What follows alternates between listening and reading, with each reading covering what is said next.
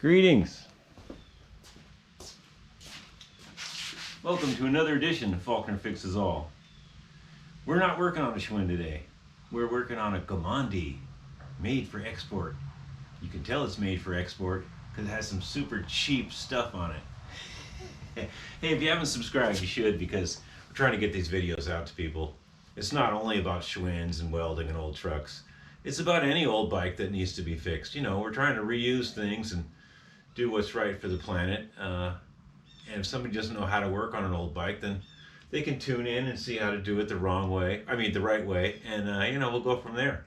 Let's check out this bike. It has some issues. I put it away last year, and it does have some issues. It's a Gimondi, you can tell right there, and it has some fancier, kind of fancy lugs here. You know, those are nice, little headset action. Balia handbrakes. And the back too, center pulls. I added these fenders. Rain stop rims, these came with the bike. It's a set. Tires, I put those on. Three-piece cranks, you know, stuff. I believe this to be like 60s or late 60s, early 70s. Gimondi was a very famous bike racer in Italy.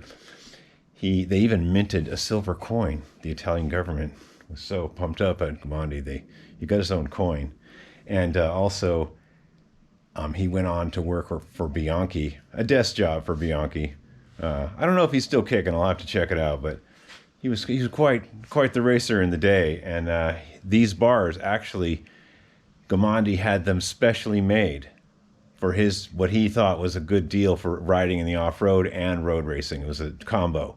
So these are actually, it doesn't say it just has some Olympic stuff, but underneath here, we're not going to undo it today, but it is stamped Gimondi. And you can tell it has this like sexy bend. It's not quite like a Schwinn 10-speed. It has a little bend going on there. And you know, that was Gimondi's idea of the ultimate 10-speed bar. Only 10 speeds, that's life. This seat is not right. It's not Italian. It seems to have grown a little mold since last year, since I put it away. I did find a cheapy Italian pump. Mismatched pedal. The problem with this bike is I kind of dialed it all in, switched over to Presta valves on the inner tubes and some high pressure 27s. Put a new chain on it. The problem is in high gear it kind of pops when you're really on it. In the lower gears, you're okay. But when you get down into the high gear, for some reason, when you're really on it, it kind of pops. I don't think it's the chain, because that's brand new. It's probably this really old funky freewheel, or the spacing. It could be the spacing of this non-correct, you know, index shift Shimano derailleur. Maybe that's popping back. This should be shorter. This is definitely not right for the bike. So we might experiment with that, changing to a smaller derailleur, taking a link out. Probably changing the freewheel, and that might just solve the problem. A different freewheel, a newer one. Maybe it's so worn in here that it's popping. It doesn't seem too worn, but when you're really on it, when you're really, you know, in high gear and going fast, you can feel it popping.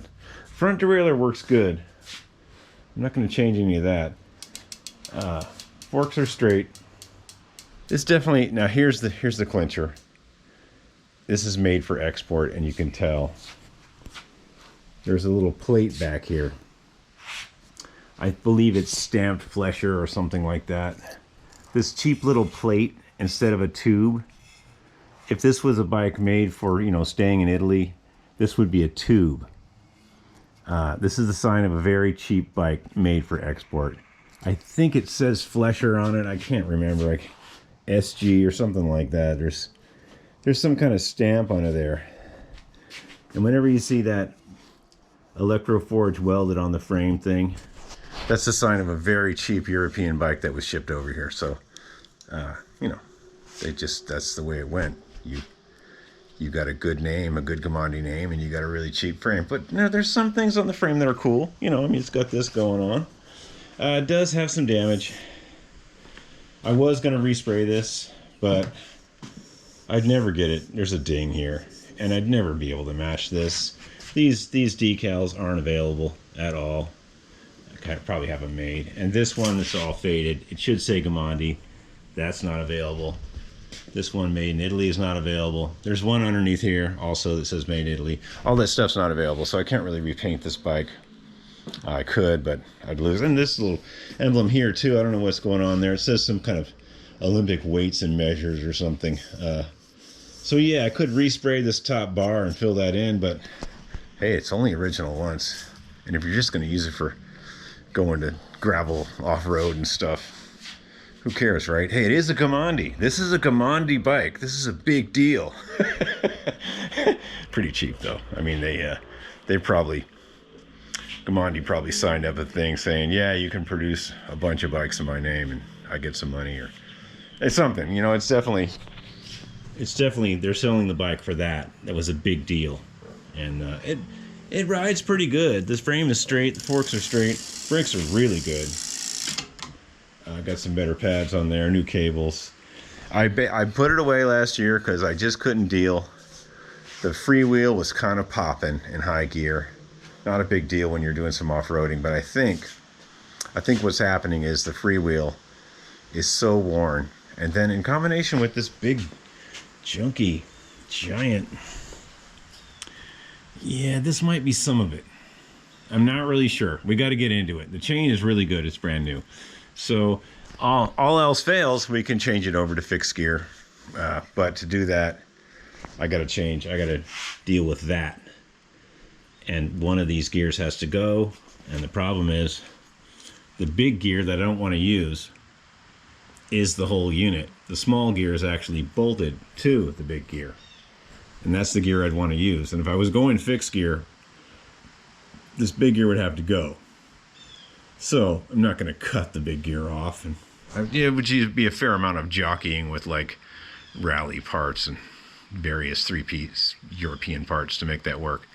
Just not quite ready to do that yet. I think what we're going to do is order another cheap freewheel and change this out, and maybe even put a freewheel protector in there to prevent the spokes from rubbing on that. But as it is right now, it runs really good.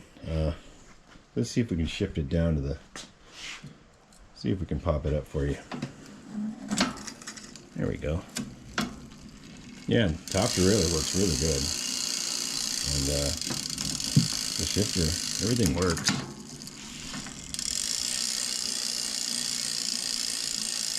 And everything works good. Yeah. And these gears, and these three gears, and any of those, it doesn't pop. But when you get down into here, I'm thinking there must be some pretty bad wear there. I'm thinking like 5th and 4th must be really worn. Or this derailleur just isn't, maybe this derailleur is kind of popping past when you pedal. I mean, obviously I haven't really had a chance to look back there when it's popping. You know, you really, you know, if the gears start popping, you're going to change into another gear, you're going to take it easy. But so that was always annoying me with this, but we are going to fix this because I need to have this gravel bike working, just for the fact that I won't be ruining a Schwinn out on those gravel roads. This is a good bike. It's got the Gimondi bars, and the wheels are pretty good. And it does shift, but like I say, it pops in high gear. But we're gonna fix it. So tune in. This is just a preview.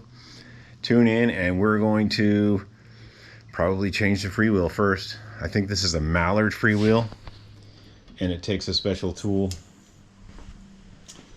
I think it takes, if I'm not mistaken, I think it takes one of these. Let's see here. Yeah.